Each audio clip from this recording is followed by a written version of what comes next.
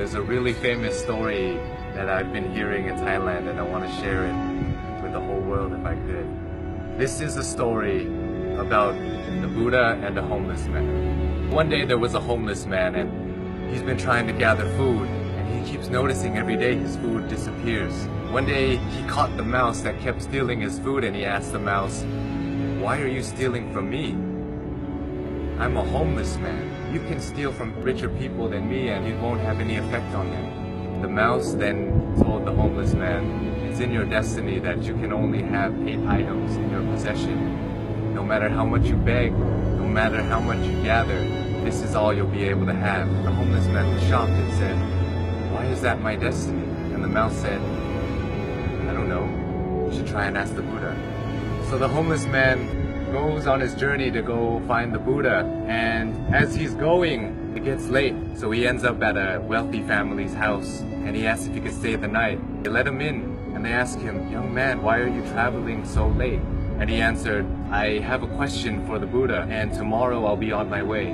The family then says, "Can we give you a question to ask the Buddha? We have a 16-year-old daughter who can't speak. We just want to ask, what do we have to do to make her speak?" So the homeless man thanks them for shelter and tells them, "Of course, I'll ask your question for you." So the next morning he goes and continues his journey and sees a sea of mountains that he has to cross. He climbs up one mountain and he meets a wizard. And the wizard decides to use his staff to take the young man and himself, fly them across the sea of mountains. And the wizard asks the young man, "Where are you going? Why are you deciding to cross these mountains?" And the young man said, "I'm going to ask the Buddha a question about my destiny." The wizard then says, "Can I please give you a question to ask the Buddha? I've been trying to go to heaven for 1,000 years. According to my teachings, I should be able to go to heaven now. Can you please ask the Buddha, what do I have to do to get to heaven?" "Of course, I'll ask your question for you." And as he continues on his journey, he runs into his last obstacle, which is a river that he cannot cross. Luckily, he meets a giant turtle who decides to take him across the river. And as they're crossing the river, the turtle asks, "Where are you going?" "I'm going to see the Buddha. I'm going to ask him a question about my destiny."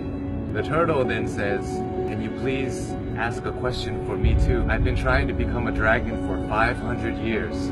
According to my teachings, I should have become a dragon by now. Can you please ask the Buddha, what do I have to do to become a dragon?" So the young man thanks the turtle for taking him across the river and says, "Of course, I'll ask you a question for you." The homeless man finally meets the Buddha, and the Buddha tells everybody, "I will answer 3 questions for everybody here, but only 3 questions." And the young man is shocked. He has 4 questions to ask. So he thinks carefully. He thinks about the turtle. The turtle's been living for 500 years trying to become a dragon. The wizard has been living for 1,000 years trying to get to heaven. And that young girl is going to have to live her whole life being unable to speak. And then he looks at himself. He says, "I'm just a homeless beggar. I can just go back home and continue begging." So as he looks at everybody else's problems, his problem suddenly seems so small. So he feels sorry for the turtle, the wizard, and the young girl, and decides to ask all of their questions. So he asks the Buddha, and the Buddha answers. The turtle is unwilling to leave his shell. As long as he's unwilling to leave the comfort of his shell, he will never become a dragon. The wizard always carries his staff and never puts it down. It acts as an anchor, keeping him from heaven.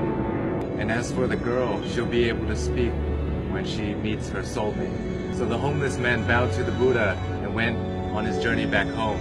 He reunites with the turtle and he tells the turtle, "Hey, you just have to take off your shell and you become a dragon." The turtle then takes off his shell, and inside his shell were priceless pearls found in the deepest parts of the ocean.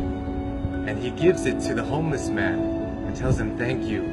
I no longer need this because I'm now a dragon." Flies away. The homeless man reunites with the wizard on the top of a mountain and says, "Hey, you just have to put down your staff, then you'll be able to go to heaven." The wizard lets go of his staff by giving it to the young man, says thank you, and ascends to heaven.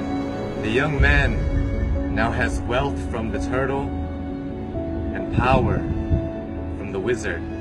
He goes back to the family that gave him shelter, and he tells them that Buddha said, your daughter will be able to speak when she meets her soulmate.